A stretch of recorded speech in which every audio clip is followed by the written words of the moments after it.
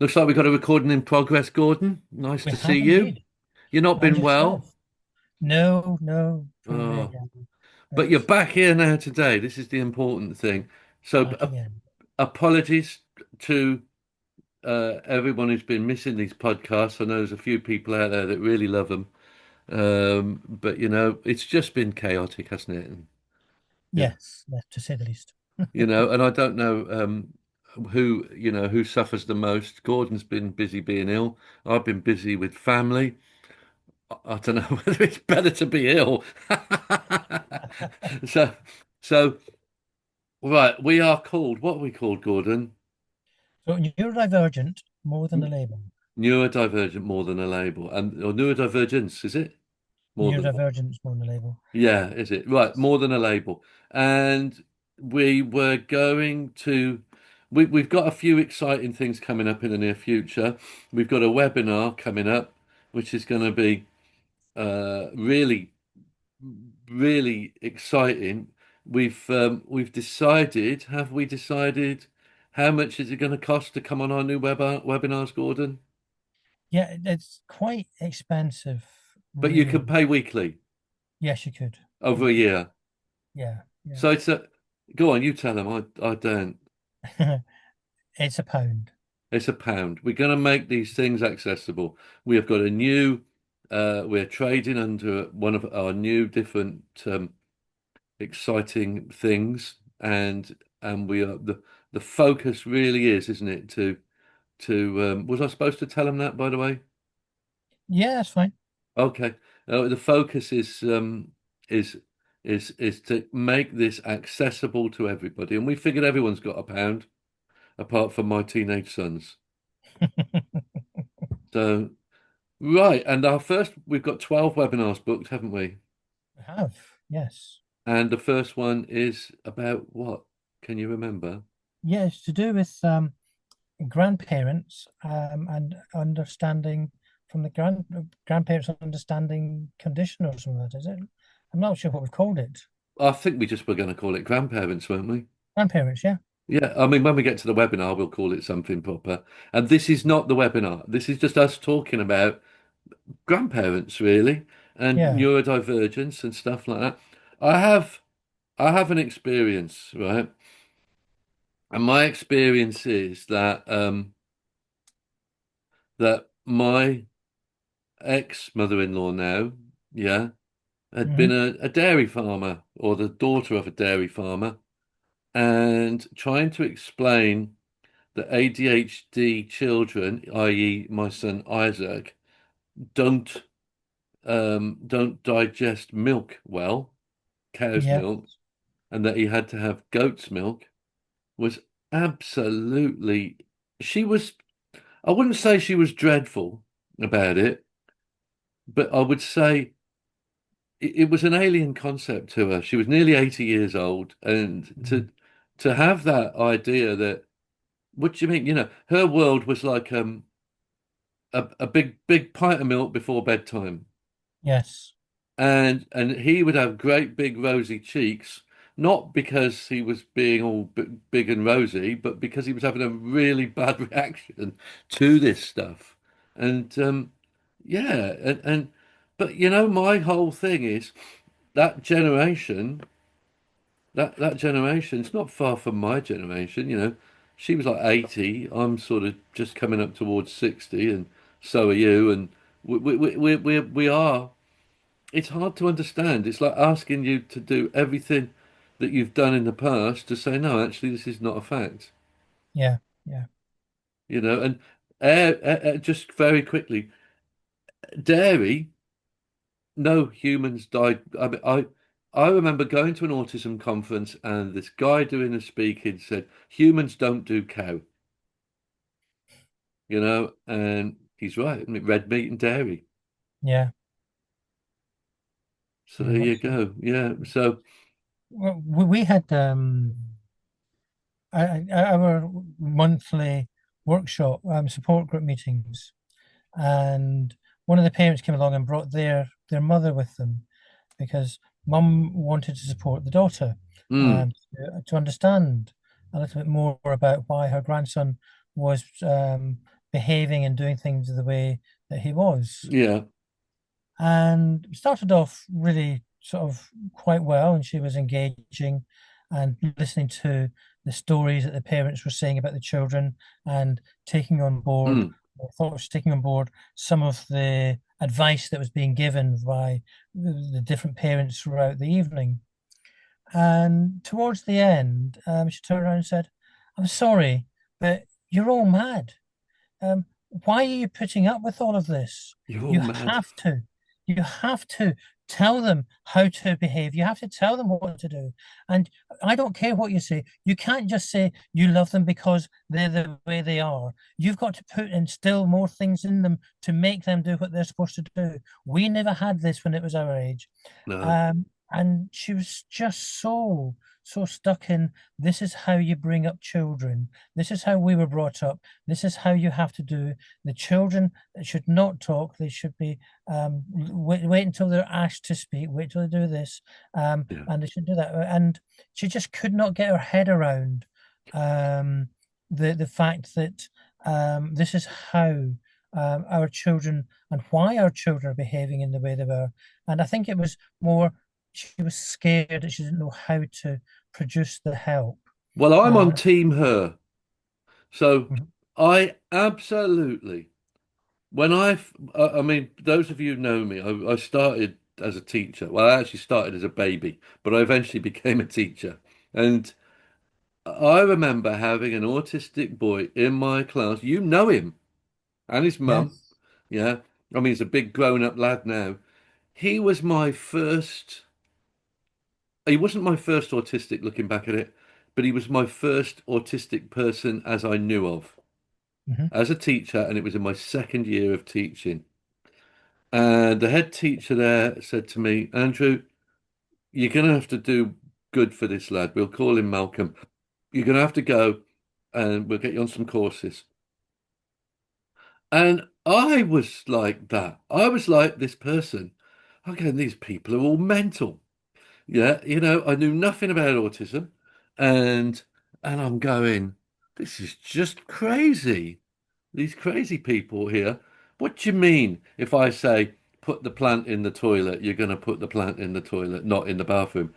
I didn't think anyone could possibly have such rigid communication. Yeah. But, and it's funny because that particular head teacher was probably my worst experience in education ever. But she kept pushing me on this. And so I went to loads and loads and loads of stuff. And I think the penny must have just dropped at some point. Hmm. Does that mean a penny got dropped, by the way? That's topical. But yeah, the penny just dropped one. I don't know. I suspect they sent me on a master's, you know? Yeah. What made them look at me and go, this guy's capable of doing an autism master's? And that's when I think I started speaking to people and meeting people and starting to think, but yeah, I thought it was absolute bunkum. Mm. Absolute bunkum. What can you do? You know, what can you do? I think like everything else, you have to start from where they're coming from, haven't you? Yeah, yeah, yeah, absolutely. But It was, we did a workshop on Monday. Well, you weren't there for the workshop as such, but you were there. And mhm, I did the workshop on Monday. And I think we had about 8 parents in the room, yeah. maybe. And out of those 8 parents, I would say, confidently say, 4 of those parents were having. I basically did that bit. We said, look, when we're talking about meltdowns and stuff like that, the people around you, whether positive or negative, are not important. Just ignore them. Get on with you. Look after your child. Make sure your child is comfortable and calm and grounded and all those things. Yeah. And just ignore those, the dissenters around you. Mm, And 4 of these people said to me there and then, it's not when we're out and about, it's when it's the grandparents. yeah. And this, and I look at grandparents, and I go, I think, well, put it this way, your average grandparents, if it's a couple, granddad and granny, They've got 160 years of experience under their belt. Mm. These are no puddings. These people, they know what they're talking about. And that's where our job comes in, really, isn't it? Yes, yeah, because well, we say they know what they're talking about, but they know what they're talking about to their experiences. Yeah, Um, but as we move through the life and things like that, things will change yeah, and experiences will change, yeah. and we have to move along with that. And I think a lot of the grandparents that we come in contact with, or the parents we're talking about their parents, Mm. um, they haven't necessarily moved along with the times of parenting. No, no, they have not. And we do things differently. But I think part of the problem is, again, yeah, if we examine the way you, they parented Yeah, me, we came out all right. yeah, So they can look at they can legitimately say, I did a good job of parenting. You did. You actually did. You did a great job of parenting. mm, And it wasn't that the parenting was um was at fault. It was the period in which they were parenting. yeah, yeah. So And that's exactly it. And I think that's an important part to stress, really, is that we're not talking about bad parenting in any way, shape, or no, form. not at all. Not at all. And particularly from grandparents, we're not talking about bad parenting. We're talking about understanding Mm, um, the the way things have developed and moved on, rather mm. than staying still, really, isn't it? Well, and the intention is there. And I go back to this grandmother, this former mother-in-law of mine, and she did make an effort. When we took Isaac over there would be a pint of goat's milk in the fridge. Yeah, She would do it. She wasn't happy about it, but she knew she had to move forward. And you and I were talking about mobile phones and sat navs, weren't we? we were. You know, they can use those. Yeah, they've adapted and come forward to use them and be up to date with technology. Yeah. Might not be proficient at No. it, but they understand it. They can do Yeah. the basics, and Yeah. that's what we're talking about, really, to make sure that there is an understanding, or at least an acknowledgement of, I need to do this. I may not know why I need to do this, but this is what I need to do. Well, I also think that we ought to caveat here as well. We are not being ageist. We're bloody old ourselves. So, but what we are saying is, I think what we are saying is that anybody of any generation, yeah, has has has a need to try to keep up, and it is different. My dad, when he was a young man, an adult Yeah, in the army, plastic had not been invented. yeah. Think of, Bakelite, wasn't it? sorry, it's Bakelite. Bakelite, yeah, Yeah. yeah. But plastic, and what we're saying is, it's not that people don't have the capacity, it's that we are constantly in a certain way of doing things. I Mm, learned this recently. I've got these teenage lads living with me, and they need a job. Well, I grew up I was a teenager in Thatcher's Britain. Enough said about that, the better. And I basically said, right, do you know what? You go out and you knock on doors. You yeah. go out and you knock on doors. And they're going, it's not like that anymore, Dad. I said, it is like that. It is absolutely like that. You put a shirt on and a tie and you get into town. I'll drop you off for 2 hours, pick you up and bring you home again. That's not how we do it. I said, well, it's how we're going to do it. You know, it's not how you do it. It actually isn't. Everything's online. You go onto a website called Indeed and you put your CV up and you check it every day and all the rest of it. Mm, And actually, I think one of them did get a job by walking about, but only one of them, mm, you know. And what I'm saying is, we're all like it. We're all like it, you know, and you know, when they're older, which you know is only 10, 20 years, they'll go, listen, you get yourself online, you know, and you do it that way because that's how we are. And I hate to use the phrase "set in our ways," but we are, Yeah, yeah, yeah. you know, Oh, most definitely. and so I'm first to admit that, and I think. I think most grandparents really want to help. They just don't understand it. They do. My dad was a prime example. He was wanting to help, but his way Right. of wanting to help is um, he will do this. And why are you doing, why are you letting him do that? Why are Mm. you letting him talk like that? This is what you need to do. Yeah. And I say, I understand that, Dad. However, he is unable to do that at this point, I mean, the way that you want him to do it. Yeah. Um, and it took, I mean, as you know, and everyone knows, Mm. it took me a long time to change the way Yeah. that my Yeah. dad had Yeah. brought Yeah. me up for how I was going to bring my children up. So Mm. I had to change. But then I had to make the changes and explain to my dad why certain things can't be done in the way that he used to do it for us. Yeah. Um, and it took him a while to come around, but once he did, Yeah. he embraced it, and he because as you ultimately say, they want to do the best for our children, Mm. uh, and what they did and how they did it worked for them. Mm. We came out nicely, so it should work for the grandchildren, Yeah. but it's not because things have moved on so much, Yeah. and so it's just making them aware of the adjustments that are Yeah. going to need to be put in place to allow them to be that caring grandparent and not the grandparent that's going to be loathed because they don't understand. Right. I'm gonna have to pause us. Sorry about that, folks. We had an unexpected visit from our IT guy who's going to be doing our socials for us, so you can get onto your £1 workshop, which is fantastic. Right, okay. Yeah, I think you're right. Now, funny enough, yeah, my dad, who just if you knew him, you'd know why I was laughing.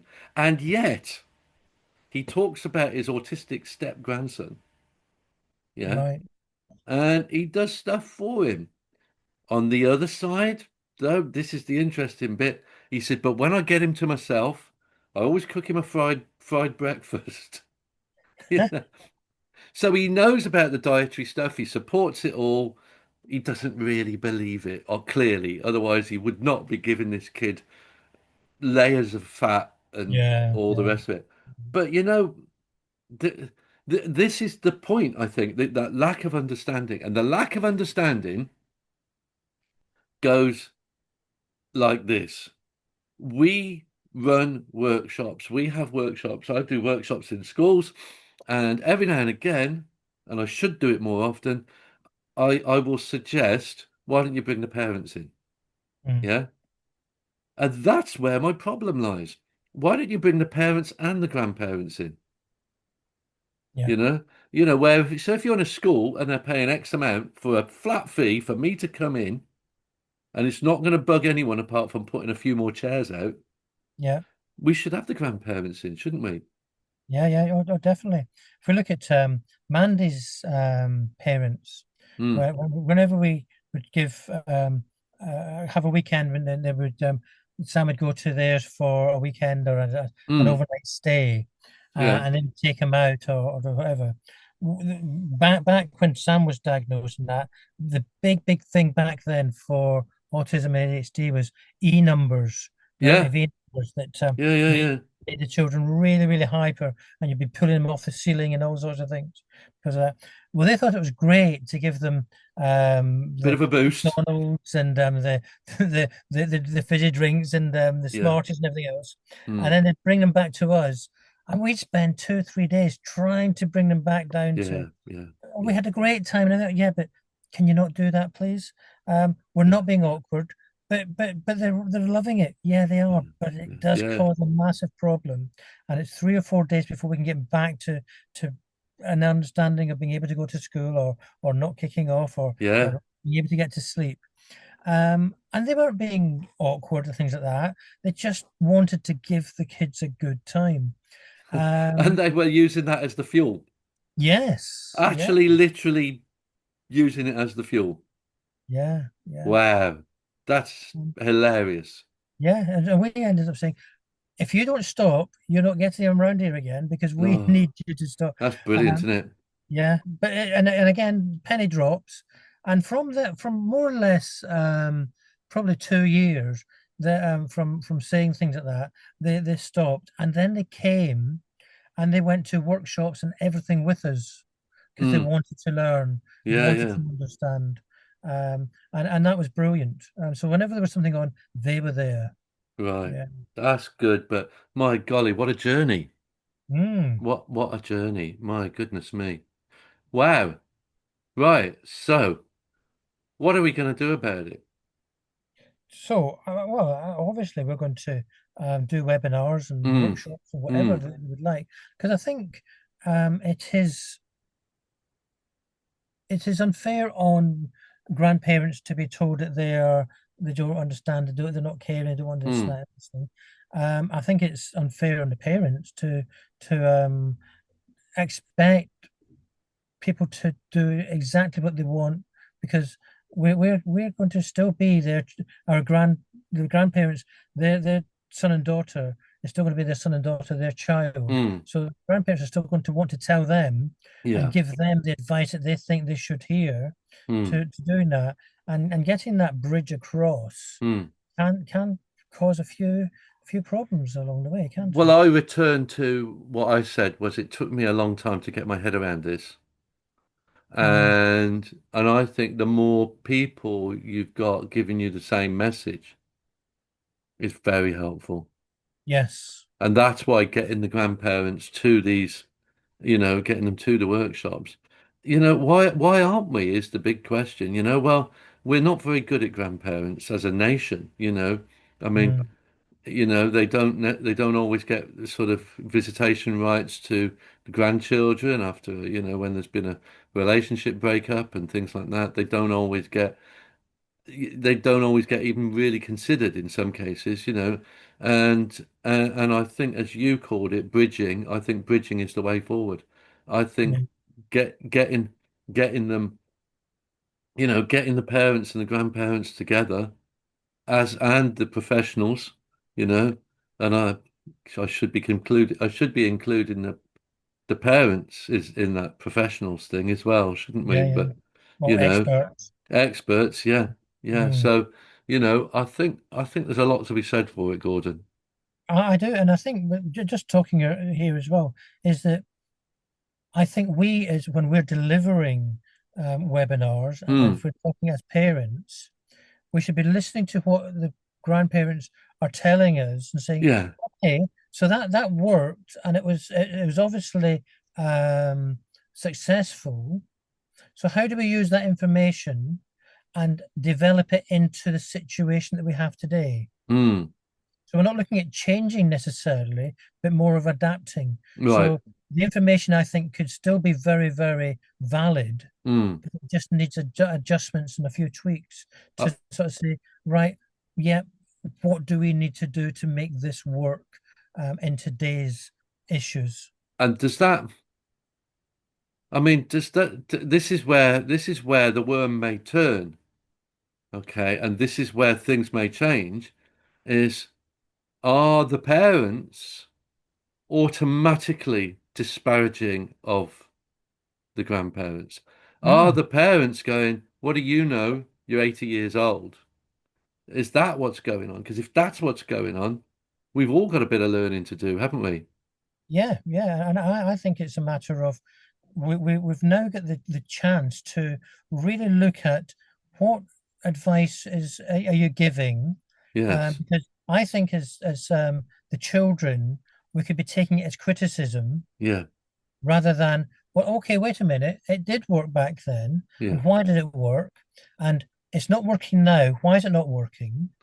And how important is this intervention as well? How important? So if you look back to your childhood, yeah, I don't know about your childhood, but I look back to my childhood, you know, and we did things differently. I love that place. What was it? the past is a strange place. They do things differently there, Yes. and I really love that. And I'm going, some of the things that we used to do, and I can't think of anything off the top of my head. I used to sit on my dad's lap while he was driving the car, Yeah. you know? Okay, it's really stupidly dangerous, and it's obviously, but it's kind of dangerous. It, it wasn't as dangerous then because we didn't know it was dangerous, so there was no fear, and because there's no fear, you don't mind doing it, and it's a bit of a laugh, and do you know what I'm saying? And so Yeah. I'm really going down the wrong route here. I'm not condoning that sort of thing, just that our priorities were in different places, Yeah. Yeah. you know. I mean, it's, Well, and you were probably the same as me. You'd get up in the morning, your mum or dad would chuck you out with a drink or mm, something to eat and say, "Don't come back until tea time," or "Don't come back until oh, dinner." 100%, Um, yeah. Yeah. and it didn't do us any harm. But we can't do that nowadays. No, It we just can't. doesn't happen. And And it's that change that's making the difficulties, isn't it? well, and there were plenty of people hurting children back then, just we didn't have Mm, the internet to tell us all about it. yeah, And so, you're absolutely right. So it was almost as well our ignorance, yeah. our ignorance. I always laugh about the carry cot on the back shelf of the car. But that's what happened. And I'm not hankering after those days. No, I want my children to be safe. I don't Yeah, want my children to be vulnerable. I don't want them to be in a bad place, but I do want them to to to be okay. yeah, I yeah. do want that. You know, I'm a recent grandparent now, Mm, uh, and the things that we talk about to Sam and that is that, oh, I remember we would put you in the front garden in your pram just so you can mm, get some air, and we'd be sitting in the living room and you're out in the front in the in the garden. yeah. Oh Being my God. eaten by foxes. You know? Or I'm just nipping into the butcher's and I'll leave the pram outside Yeah, while I go yeah. inside. And it's that sort of, yeah, it didn't do us any harm, but it's wrong now.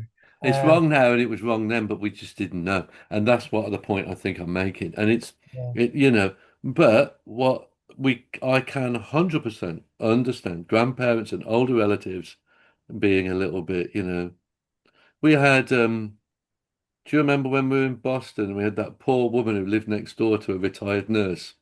I yeah, felt so sorry for her. And she had this retired nurse was coming around her house every day, not a relative, just a neighbor, to tell this woman how to bring up her kids, yeah. and I just we work with a lot of people, but there's certain ones you remember, isn't there? There is. And and that woman, I was like, oh my goodness me, how can this be? I How know. can this be? And we've got a lot of well, say look, I can think of a dozen parents who've got a similar story Hmm. where the neighbors are telling them what they should be doing and things like that. And it's Yeah, yeah, no, try, okay, can I help you? Is there anything you want me to do? yeah, It's yeah. better than going in there and say, do You know what you what got you to want to be do. doing, mate? Yeah, yeah, Yeah. absolutely. 100% couldn't agree more. Mm, So there's two sides, isn't there? But we do have a lot of older folks with wisdom. Indeed, it was my mother put was the one talking about the dairy, you yeah. know. So and you going, are you sure about this? You know, yeah, actually, I'm really sure about it. Well, or in quote my mother, of course I'm sure about this, but that's fine. And it worked really well for Isaac, So we Yeah. have to have that mix of listening, I and think so. I think we got to listen to everything. I Yeah, mean, well, I think we'd be foolish to dismiss it straight away. mm, I think you've got to be able to take it and absorb it and say, how can this work in this mm, situation? And if it can't, why can't it? And then give the explanation yeah, around there, in yeah, my opinion. And I think that's what I've done over the years with my parents when they were alive, is sort of give them reasons to mm, why it's not able to do that. And they can come back and say, oh, well, maybe look at this then. mm. mm. because you can't do it on your own. No, Nobody can do it on their own. no, they absolutely can't. And there's stuff to be given from both ways. What about, so we did touch on that then. And I think we've also got other people around. I mean, when we live in quite small communities, you know, there are difficulties. But what I do think is we have, I am haunted. I am actually haunted by, we lived in a cul-de-sac on a council estate, and we were right at the end of the cul-de-sac, and there was a woman, girl. She clearly had some kind of syndrome Yeah, physically to look at her. She had learning disabilities, as we call them now. Um, and she used to sit up in her window watching the children play. So that was really awful. Eventually, yeah, my siblings and kids in the street found out she'd got a bit of savings. And so they relieved her of that, you yeah, know. And I know these things still happen, but what I'm saying is we are moving forward on this stuff, I would suggest. And I know not on everything, but there's more likelihood, I'm saying more likelihood that she'd have been out playing with those children, yeah, yeah. and things like that. So we have moved on. We have moved on. And don't forget those parents, grandparents who may well be um, the ones going, well, this is silly and this is daft, may also be, yeah, the ones that are trying to support people, disabled people and the like, or people with disabilities. It's people with disabilities, isn't it? Yes, And yeah. autistic people. It gets confusing, really, doesn't it? It gets very confusing and difficult. Yeah, It's good enough for one, but not the other. But anyway, these might be the people in the community that are supporting yeah. people. And I was having a chat this morning to a grandparent, Mm, and when they were growing up, yeah. and autism wasn't bounded about an awful lot. It wasn't Mm, it wasn't as common to know about mm, than it was back then. But it was actually, if your child is autistic, it was a parent's fault. mm, Back then, if you had if you had an autistic child, it mm, was because the parents were cold-hearted, I think they were called, and they were not parenting in the right way, and because of their lack of love, their lack of this, their lack of that, that's why their child was autistic. And so it wasn't a child; it was a parent that was being blamed. And I think that's why we have that disconnect with them. Certainly, the grandparents in their 80s, mm. 70s, because they're still going on that So propaganda then, I suppose. I For it. I have some dubious tastes in television, and I remember watching an Elvis film where Elvis played a doctor, Hmm. and it got bizarrely got Mary Tyler Moore as a nun. Just think about that for a while. Um, Apparently she hated Elvis, by the way, hated him. But anyway, Mary Tyler Moore is the nun, Elvis is the doctor, and I can't remember what the film's called. But anyway, um, they got this movie, and Elvis, they'd got this little girl, and it's set in 1969, and they got this little girl who was autistic, yeah, and she wasn't speaking, and she did, she looked like the if I give you a pencil, you draw me an autistic person, most people's representation. So it's a little bit cliched, but it's got Elvis in it. How cliched do you want it? And he plays this doctor, and so the nun takes the little girl to Elvis, Dr. Elvis. I'm off on this Elvis thing now. I'd love it if Elvis was my doctor. Anyway, so he talks about, he said, I can fix this, no problem at all. So he gets the little girl and he gets her on his knee and he holds her tight and he rocks her. And whilst he's rocking her, he's going, let it out, baby, let it out. Let it out, baby. Kid comes off his lap, it's cured. Yeah. Absolutely tickety-boo. And I thought that was a hoot. I thought that was an absolute hoot, right? Until I found out that's what they did in 1969. And it Yeah. was called holding therapy. Holding therapy. Yeah. Yeah. You know, and we're going, actually, bizarrely, that movie was an accurate representation of medical interventions, clinical interventions for autistic children in 1969. Mm. Now, the question is, well, first of all, you've got people who were around in 1969 going, that's how they used to do it, because that's how Yeah. they used to do it.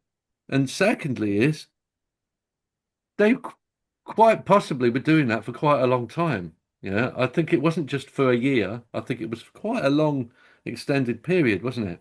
It happened quite a lot, Mm, and I think there was a death occurred by the holding therapy, which made them look at it in a lot closer way and right, realized actually this isn't quite right. And I think there was a documentary or a film around that right. particular thing, and the holding therapy then was stopped, but it was part of the holding therapy and then ABA that was Mm, coming through at the yeah. time as to how Mm, to make mm, your child conform or do various yeah, things yeah, yeah. to allow them to not be autistic. Yeah. Uh, and it's just, well, we say it's rubbish. It's what they had to work with at the time. But what I'm saying is, to some degree, it must have worked. It must have. You know, they're not going to do holding therapy to 1,000 kids every month or year. Or, do you see what I mean? Unless somebody somewhere was getting reactions. Well, they're getting reactions, but did you not think that maybe the child was sort of saying, I can't deal with this anymore? And Mm, so therefore the masking is evolved and I'm of now going to course. conform and I'm not going to be who I am because I cannot put up with this any longer. So I'm just going to go into a shell and be this person that they want me to be. So, but it still, to all intents and purposes, looked like it was working. Yes. And I because think it that's the looked difference. like it was working, we now, 50, 60 years later, have got people who were parents or whatever, or, around when this was happening, coming up and going, well, this always worked in my day. Yeah. And these are the people who've got the strong evidence to say it did work, Mm. even though it was probably masking. And, we've still got, there are people there who've got that evidence to go, actually, it's worked. And that's why we're going to do it that way. And that's why Mm. you're doing it wrong. And why you had a client who sat there and said, you're all mad, Yeah. you know? And that's the issue, isn't it? And that's one of the issues, Well, you it is know? because I mean, if you just think about it, it was 1940s when autism started to be looked at as a word, Yeah. like kind of an 30s, Asperger. actually. 30s. Yeah, the Yeah. 30s, but it really came into being Oh, in yeah, the yeah, yeah, yeah. 40s and then given the name. So it's not really that long ago. Um, and when I mean, it's less than 100 years ago, isn't it? So Yeah. all the developments and things that are coming along, um, we still have people that are ex going on experiences of that early information So and everything else. let's bring it right up to date, yet still historic. My big mind map that I wrote, yeah, Yeah. with I made a huge mind map with must be hundreds of things, subjects around autism on this mind map. And on there, yeah, I noticed today, well, first of all, when did we make that mind map? That must be coming up 2 years ago now. 2 years ago? It's a year. Is it? It's a year because Oh, I took it to the local authority, maybe a year and a half, but it's not a long time. I looked at it today, this morning, and I mhm. saw in big letters on it, theory of mind. Now, theory of mind is a theory that we do not follow anymore. Yeah. The idea being that the autistic person has what they call theory of mind, and therefore they don't understand and recognize the needs of others. Yeah. We now know this is not true. Hmm. Yeah. Yeah. Only a year and a half ago, I was still writing that on PowerPoints and stuff Yeah. like that. Yeah. I mean, partly because these things take a little while to trickle down, you know, and partly because where you're going to find out, you can't read all the journals. You do your best. I do the best I can. I also tap into the knowledge of a good friend of mine quite a lot, but um, but theory of mind. So in theory, a national autism consultant from the UK can I could have in theory be promoting things that we know now are not true. Yeah. And that makes me the same as the grandparents or the older relatives or whatever who are there trying to advise. And we could Yes. have young parents going, but Mr. Whitehouse, that's just nonsense. Yeah. Absolute nonsense.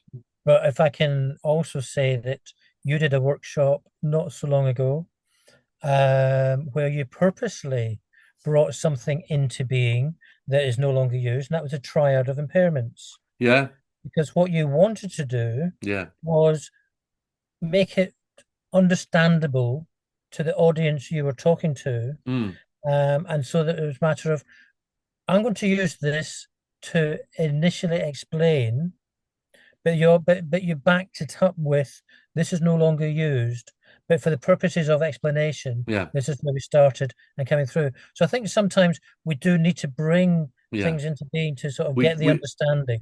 we do that. I mean, I'm very keen on extreme male brain theory. Again, it's a little bit poo-pooed now. It's It is, also, Dennis. yeah, but you know what? It's I call it a hook to hang your hat on. Yeah, I'm going to give you this. It's an old theory.